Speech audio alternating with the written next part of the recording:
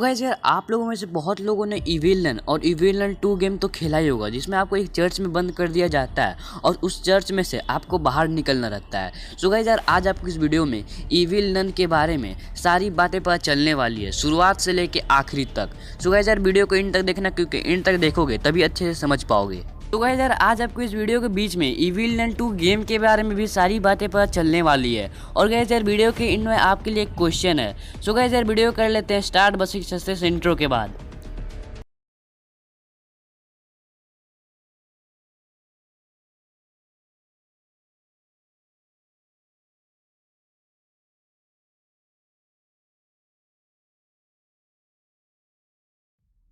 तो गाइस यार आपको बता दें, इविल नन जो थी उसका असली नाम मेडलाइन था और उसके बचपन से ही उसके हाथ पे एक उल्टा क्रॉस का साइन था। सो गाइस यार अभी आप मेरे से पूछोगे कि उल्टा क्रॉस का साइन होने से क्या हुआ। सो गाइस यार आपको बता दें, इविल नन जो थी वो यूके के रहने वाली थी। और गाइस यार यूके के पहले ज़माने के लोग ये मानते थे कि उल्टा क्रॉस जिसके हाथ पे होता है वो बड़ा होकर डेविल बनेगा।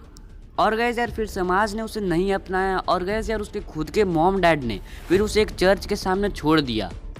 और वैसे यार चर्च के अंदर जो नन्स थी उन्होंने मेडलाइन को गोद ले लिया, लेकिन वो जानती थी कि इसके हाथ में डेविल का साइन है, लेकिन फिर भी उन्होंने इसे गोद ले लिया। लेकिन गाइस उनको क्या पता था कि यही नन इविल नन बन जाएगी और फिर इन्हीं को मार देगी।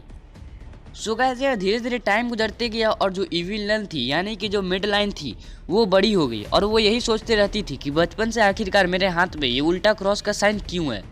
सो गाइस यार उसने बहुत कोशिश की और उसने यहाँ तक चर्च के हर एक नन्स से भी पूछ लिया कि आखिरकार मेरे बचपन से ये मेरे हाथ पे उल्टा क्रॉस का साइन क्यों है, लेकिन उनसे भी उसको कुछ अच्छा जवाब नहीं मिला।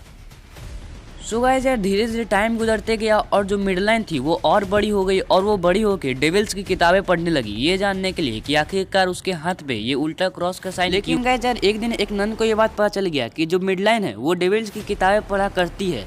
और गैस यार कहा जाता ना है किसी भी औरत के पेट में कोई भी बात नहीं बसती है। और गैस यार ये बात पूरे चर्च में आग की तरह फैल गई। और गैस यार फिर सारी नन्स ने बोला कि इस मिडलाइन को इस चर्च से बाहर निकाल दो। और मिडलाइन ये सब बात सुन के बहुत ज़्यादा दुखी हो गई और वो सुसाइड कर ली। सो गैस यार फिर मिडलाइन बन गई एक नन से एक dangerous evil nun. So guys यार क्योंकि वो डेविल्स की किताबें पढ़ा करती थी और कहीं ना तो कहीं उसका डेविल्स से कुछ ना तो कुछ कनेक्शन हो ही गया था। सो गाइस यार इसी के चलते मेडलाइन बन गई मरने के बाद एक dangerous evil nun. So guys यार फिर इविल नन ने उस चर्च की सारी नन्स को चुन चुन के मार दिया और उस चर्च को हॉन्टेड चर्च बना दिया। सो हाय लोग यार अब हम लोग फैक्ट जान लेते हैं इविल नन 2 गेम के बारे में।